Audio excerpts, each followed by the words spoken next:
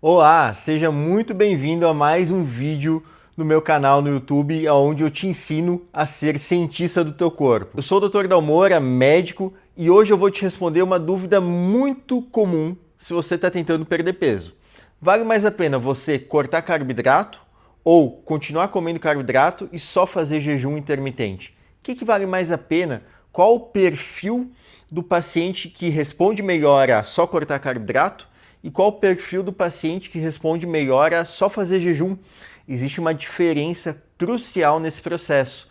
E se você já tentou cortar carboidrato e não emagreceu, e se você já tentou fazer jejum e não emagreceu, esse vídeo é para você. Você vai entender tudo agora. Vamos começar pelo básico? Para a gente entender isso, nós vamos ter que compreender uma coisa muito mais profunda, que é um tanto complexa, mas eu vou te resumir aqui. A resistência à insulina. Só que não é a resistência insulínica do jeito que você já viu. Existe uma diferença do que se está se explicando por aí e a verdade de como ela realmente está acontecendo.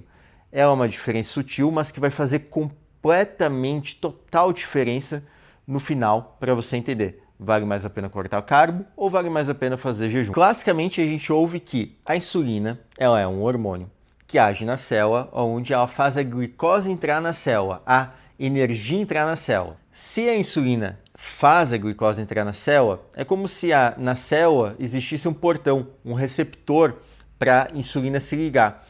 Se a insulina se liga nesse portão e abre esse portão, é a chave. Então a insulina funciona como uma chave para abrir o portão, que vai fazer com que a energia entre dentro da tua casa. Então, por exemplo, você tem uma casa numa rua e todos os dias chega alguém tentando colocar energia nessa casa. Tudo bem, você vai usar energia, tá tudo certo, você até precisa dessa energia. Só que vamos imaginar que cada vez mais, aos pouquinhos, ou um dia do nada, vamos pensar assim, um dia do nada, o eletricista, a companhia de energia da sua casa, que vai chegar na sua casa, começa a jogar muita energia na sua casa. Será que a fiação da tua casa está preparada para isso? Será que os eletrodomésticos da tua casa estão preparados para isso? Você vai usar essa energia, mas não vai ser do jeito que você gostaria. Concorda comigo? Essa é a explicação clássica para a resistência insulínica, que é quando você tem uma dificuldade ou um excesso de energia chegando na tua casa, e por esse excesso de energia chegando na tua casa, o portão não vai abrir e vai ficar meio emperrado. E essa insulina, que era a chave que abre o portão, ela não encaixa direito, ou ela encaixa, mas ela não consegue abrir, porque o portão está emperrado. Só que pensa bem, se a gente tem essa resistência insulínica, que o portão está emperrado, o problema é que tem muita insulina, ou o problema está na célula, na casa, que não está aguentando tanto a energia que está chegando? Vamos desmembrar um pouco melhor isso? Para a gente desmembrar isso, vamos entender uma outra coisa. A insulina ela não tem só a função de estocar energia na célula. A insulina é um fator de crescimento. Por isso que você já ouviu naquela doença que todo mundo tem medo, que é o câncer. Você já ouviu que às vezes tem uma certa relação, você já ouviu alguém falar dessa relação do câncer com doces, com resistência insulínica, com obesidade? Pois é, a insulina é um fator de crescimento. Ponto. Não vamos entrar nesse assunto aqui porque é um assunto para outro vídeo e é muito, muito complexo. A insulina também faz o nosso adipócito, a gordurinha aqui, crescer. A insulina também age na testosterona. A insulina também tem um papel fundamental em desenvolver uma doença chamada ovários policísticos, a SOP, a famosa SOP, nas mulheres. Então a insulina ela vai muito mais além do que colocar glicose dentro da célula. Começa a entender? Só que vamos fazer uma outra analogia aqui. Imagina que você está fazendo as malas para ir viajar e você está colocando roupa dentro dessa mala. Só que para essa analogia fazer sentido, você tem que entender que a mala que você escolheu você não pode mais mudar. O avião tem uma certa capacidade, um tamanho de mala que vai levar, e é essa mala que você vai viajar com ela. Beleza, você vai começar a botar roupa lá. Roupa lá, roupa lá, roupa lá. Só que chega uma hora que essa mala enche. E aí o seu marido ou sua esposa fala, coloca mais. Até que chega uma hora que não cabe mais. Não cabe. Imagina então, vamos fazer um contraponto. A mala é a tua célula e as roupas são a energia, a glicose que está entrando no ar. Então a insulina, que é o teu marido ou tua esposa, foi quem te fez colocar muita roupa dentro da mala. Ou seja, se tem muita roupa dentro da mala, alguém colocou lá. Foi você, através da insulina. Teve um estímulo para colocar muita roupa lá. Mais do que você gostaria, mais do que você vai usar, mais do que a mala comporta, não é mesmo? Começa a entender que isso faz muito mais sentido do que a questão daquele portão, daquela quantidade de energia que chega na célula. É muito confuso, muito superficial a gente falar só naquilo. Mas quando a gente chega na analogia da mala, a gente começa a ver que, opa, o problema não está no portão. Talvez até em alguns casos esteja, mas na maior parte dos casos, o problema está em quem mandou colocar mais roupa dentro da mala. A insulina é a vilã. Para você ter resistência à insulina, você vai desenvolver uma insulina muito alta. E aí o porquê que você está com a insulina muito alta? Bom, muitas coisas elevam a insulina. Alimentação, inflamação, toxinas ambientais, sedentarismo, tabagismo, enfim, um monte de coisa pode levar a ter resistência insulínica, a insulina muito alta. Mas você começa a entender que quando você tem a insulina muito alta, você não vai mais conseguir, a tua célula não vai dar mais conta, ela não precisa de tanta energia, e é aí que começa a morar o perigo. Agora você vai começar quase que entender quando você vai cortar carbo e quando você vai fazer jejum. Você começa a entender também que, na verdade, a solução, de fato, é esvaziar a célula, não é mesmo? Já que você tem muita insulina, fazendo muita glicose entrar na célula, se você esvaziar a célula, você vai abrir mais espaço para que você consiga armazenar energia. Certo? Tamo junto até aí?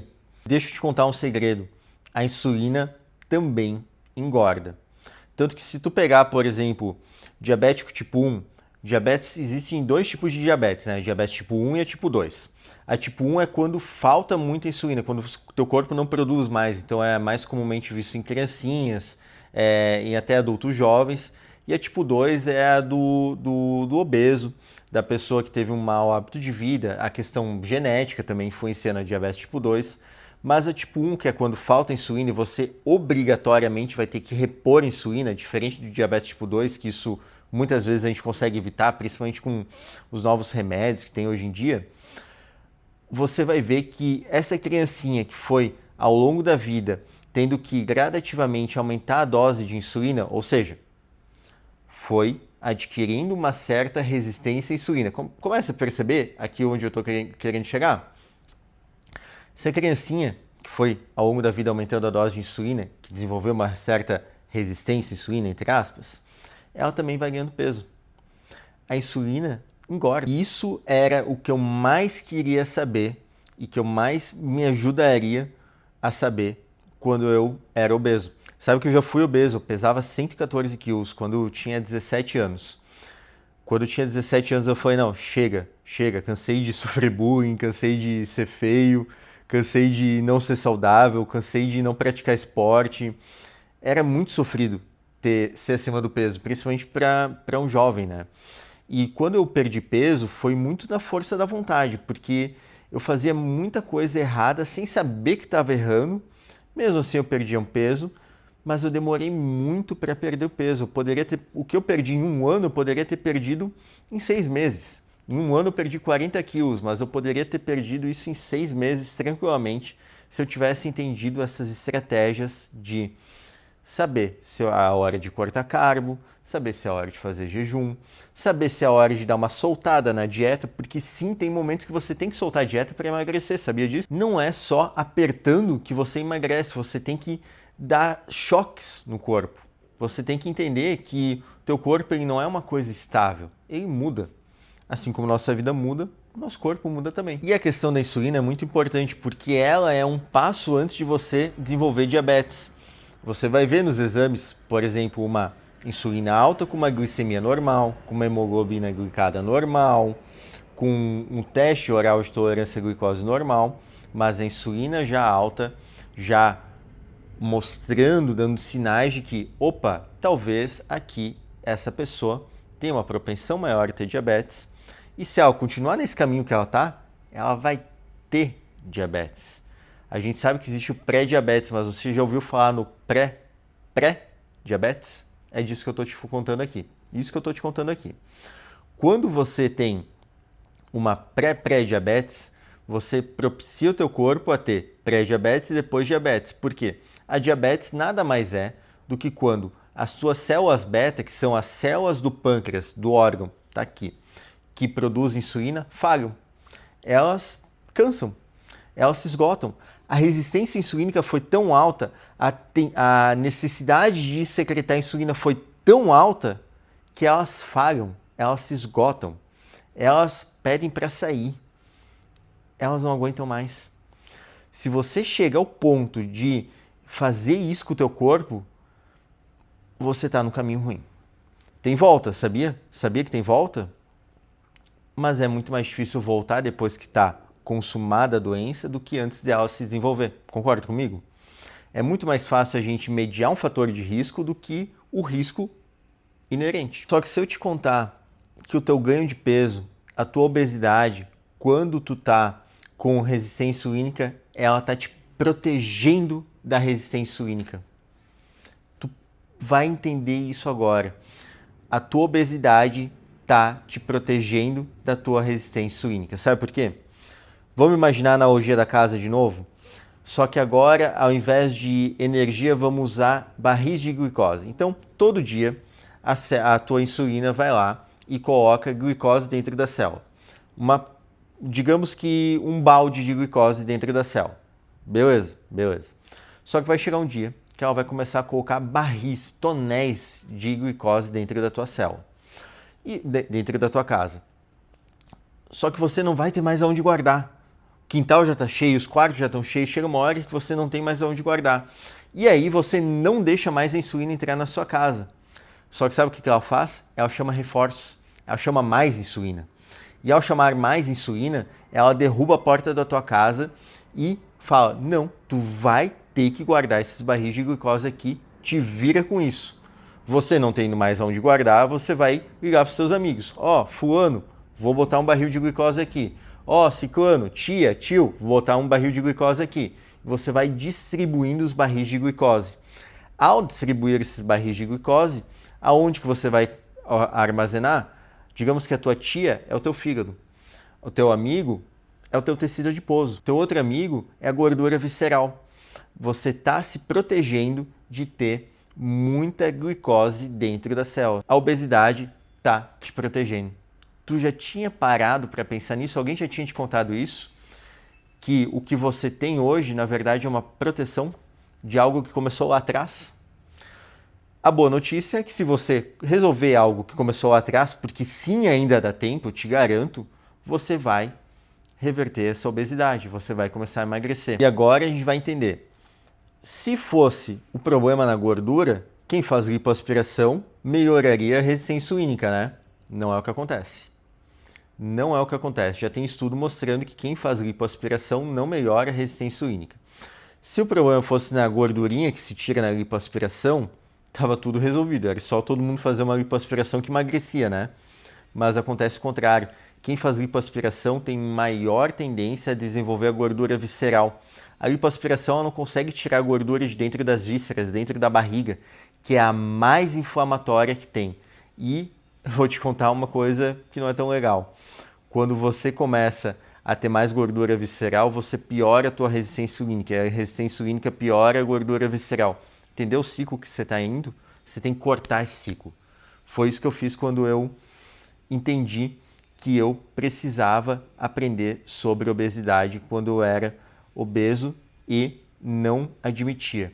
Quando a gente começa a estudar o que a gente tem que fazer, quando a gente começa a entender o que a gente está fazendo, quando a gente começa a ter ciência dos nossos erros, a gente erra menos.